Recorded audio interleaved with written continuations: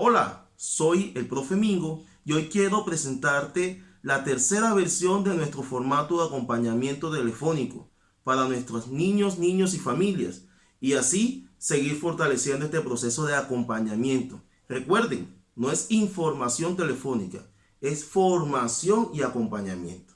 Lo primero que vamos a tener en cuenta en este formato es llenar los datos generales, nombre de la persona que hizo la llamada, fecha de la llamada, nombre de la unidad de servicio y código de la unidad de servicio.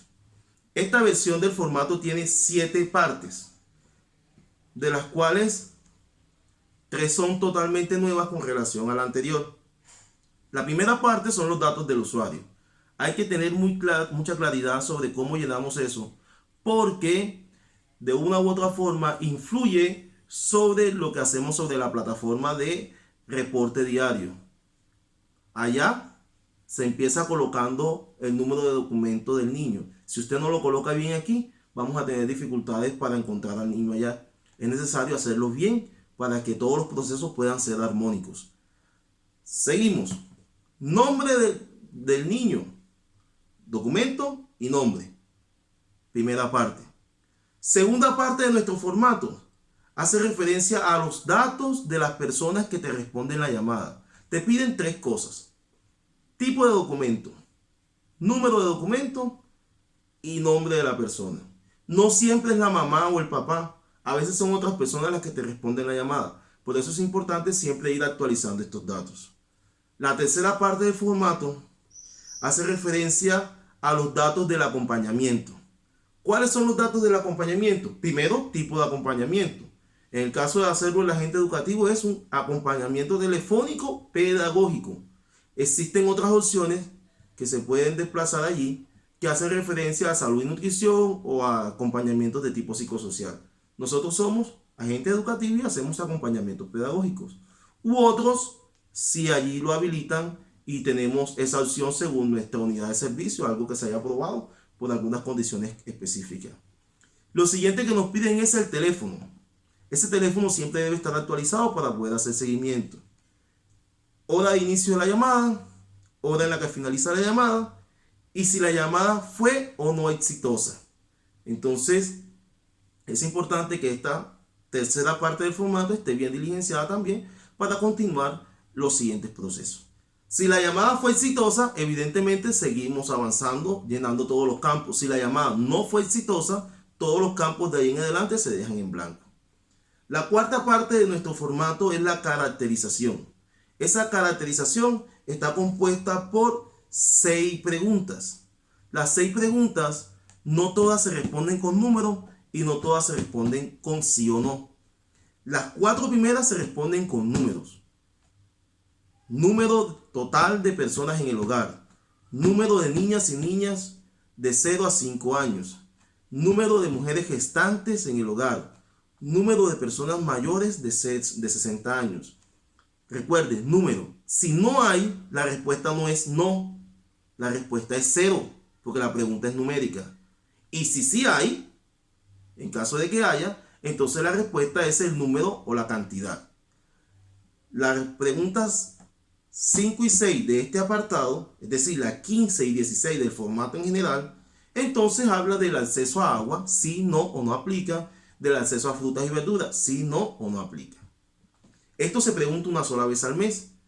Es preciso para manejo de la plataforma mantener llenándolo, aunque no siempre se pregunte. ¿Por qué? Porque si no nos tocaría al momento de subir a la plataforma estar buscando los formatos anteriores que usted ha mandado. Pero si siempre aparece lleno, de ahí podemos ir tomando la información. Recuerde, lo preguntamos una vez al mes, como también esta parte nueva que viene a continuación, que es el esquema de vacunación.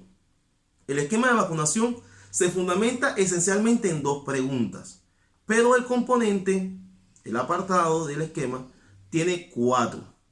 ¿Por qué solo 2? Porque las 2 primeras son las fundamentales. Primera pregunta de este esquema: ¿cuenta el niño con su esquema de vacunación, su carnet de vacunación actualizado? ¿Sí o no? Segunda pregunta importante: durante este tiempo de aislamiento preventivo, ¿ha acudido a recibir el servicio de vacunación según lo programado en el esquema?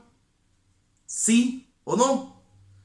Si la respuesta es sí, ya no llena más nada en esa parte.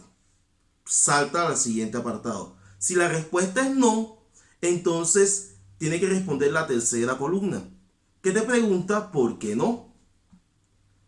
Entre las posibilidades de por qué no, porque no tenía plata para ir, porque no estaban prestando el servicio, porque tenía miedo de contagiarme de COVID, cualquiera de las opciones que te aparecen allí, la seleccionas. Si no es ninguna de esas opciones, entonces llenas la cuarta columna donde pones cuál sería la problemática. En la tercera pondrías otro y en la cuarta pondrías cuál es ese otro. Pasando este esquema de vacunación que se pregunta también una sola vez al mes, pasaríamos a la sexta parte del formato, que son las novedades. Como lo teníamos en la segunda versión, mantenemos el mismo esquema de novedades. Primero te preguntan dos que hacen referencia al COVID, personas con enfermedades respiratorias, síntomas de COVID, y luego si hay personas aisladas por el tema del COVID. Recuerde que ahí no se pregunta por todas las enfermedades, aisladas por cualquier enfermedad, no, aisladas en torno a todo este tema preventivo que tenemos. Luego vienen las tres novedades psicosociales. Novedad 1, de desabastecimiento, personas que no tienen cómo comer y es necesario reportarlo, sea cual sea la causa. Novedad 2, alerta emocional, personas que están manejando muy mal las emociones en este tiempo, viven irritadas, viven con problemáticas, chocando con todo el mundo en casa. Eso hay que reportarlo porque hay que ayudarle a las personas a manejar sus emociones en medio de este tiempo de aislamiento. Novedad 3, cuando ya tenemos violencia intrafamiliar, violencia doméstica, es necesario colocarlo y activar inmediatamente las rutas de atención para evitar que se vulneren los derechos. Novedad 4, y entramos a las novedades de salud y nutrición, que hace referencia al sedentarismo, esos hábitos de pasar demasiado tiempo en televisión, demasiado tiempo acostado, demasiado tiempo durmiendo. Eso no es sano para la salud y es necesario reportarlo cuando se esté dando de manera excesiva. Novedad 5 hace referencia a malos hábitos alimenticios, especialmente cuando comemos, ingerimos cosas que no son sanas para nuestra salud. Demasiados dulces, demasiados mecatos, demasiada comida chatarra en algunos casos, que va perjudicando el estado de salud de la persona. Novedad 6, cuando no hay unos horarios claros de alimentación y la persona se ve expuesta a enfermarse precisamente por eso. Hay personas que están dejando de comer, hay personas que están comiendo una vez al día o 2 veces al día y eso no es sano. Es necesario reportar eso porque hay que apoyar y fortalecer y guiar a las personas para que por lo menos lo poco que tengan lo distribuyan de tal manera que les alcance para no llegar a enfermarse en este tiempo de aislamiento.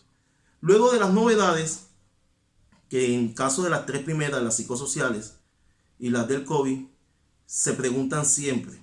Las tres últimas, es decir, las de salud y nutrición, novedad 4, 5 y 6, se preguntan 2 veces al mes. Pasamos a la última etapa de nuestro formato, que es la 7 y es la etapa de cierre. Aquí la coloco de color negro para identificarla. Son 3 preguntitas básicas. Primero, la práctica que trabajaste. Cuando usted hace el seguimiento y desarrollo, entonces no coloca práctica, sino que coloca allí seguimiento al desarrollo. Recuerde que el seguimiento al desarrollo no es la escala valorativa que se hace normalmente trimestral, sino que son unas preguntitas que le vamos haciendo a los papás para ver cómo va el desarrollo del niño y tratar de vincularnos y apoyar precisamente esa parte. Luego, segunda preguntita, ¿cuándo los vas a llamar otra vez? Programa la llamada, el día. Y por último, programa la hora. De esta manera, acompañamos a todos, fortalecemos los procesos y hacemos bien nuestras cosas. Es un trabajo muy importante. Podríamos estar salvando vidas cuando nos lo tomamos en serio. Porque las personas de hoy, más que informaciones, necesitan a alguien que les guíe. Y usted como agente educativo es la voz de Dios y una guía importante en la vida de todas estas personas. No lo olvide nunca y sigamos fortaleciendo este gran acompañamiento. Recuerde, cuídese en casa y cuidemos a nuestros niños. Dios los bendiga.